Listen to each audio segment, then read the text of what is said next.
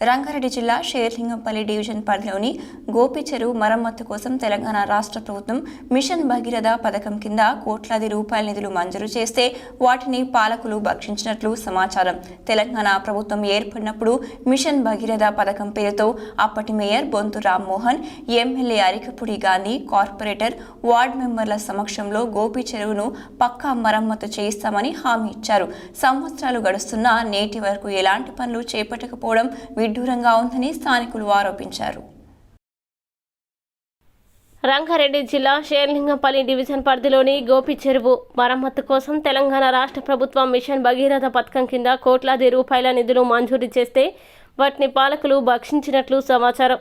తెలంగాణ ప్రభుత్వం ఏర్పడినప్పుడు మిషన్ భగీరథ పథకం పేరుతో అప్పటి mayor Bonthu Rammohan, MLA Arikapudi Gandhi, corporator, ward మెంబర్ల సమక్షంలో గోపి చెరువును పక్కా మరమ్మతు చేయిస్తామని హామీ ఇచ్చారు. సంవత్సరాలు గడుస్తున్నా నేటి వరకు ఎలాంటి పనులు చేపట్టకపోవడంతో విడ్డూరంగా ఉందని ప్రజలు ముక్కు మీద వేలేసుకుంటున్నారు. ఈ విషయమై స్థానిక ప్రజల్ని అడిగితే గోపి చెరువుకు గత 300 సంవత్సరాల చరిత్ర కలిగి ఉందని చెప్తుంటారు. వెనకటి కాలంలో గోపి చెరువు నీరు తోడుకుని తాగేవారని, అప్పట్లో బోరింగ్ బావులు లేకపోవడం వల్ల ఇవే నీటిని వాడుకునేవారమని తెలిపారు. ప్రస్తుతం అదే చెరువును మిషన్ భగీరథ పథకం కింద శుభ్రమైన నీటిని తయారు చేసి కోట్లాది రూపాయలు రాష్ట్ర ముఖ్యమంత్రి మంజూరు చేశారు. ఇదే అదునుగా భావించిన కార్పొరేటర్, ఎమ్మెల్యే, వార్డు మెంబర్లు గుట్టు చప్పుడు కాకుండా నిధుల్ని స్వాహా చేసినట్లు తెలుస్తోంది.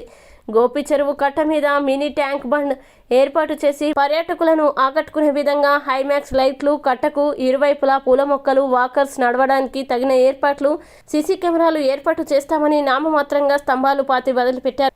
దీంతో గోపి చెరువుపై పరిస్థితి రెండింటికి చెడిన రేవులా తయారైంది. ఇప్పటికైనా రాష్ట్ర ముఖ్యమంత్రి చొరవ తీసుకుని మిషన్ భగీరథ నిధులు ఏమయ్యాయో విచారణ జరిపి మినీ ట్యాంక్ బండ్లు ఏర్పాటు చేయాలని గోపీనగర్, రాజీవ్ గృహకల్ప, పాపిరెడ్డి కాలనీ వాసులు కోరుతున్నారు.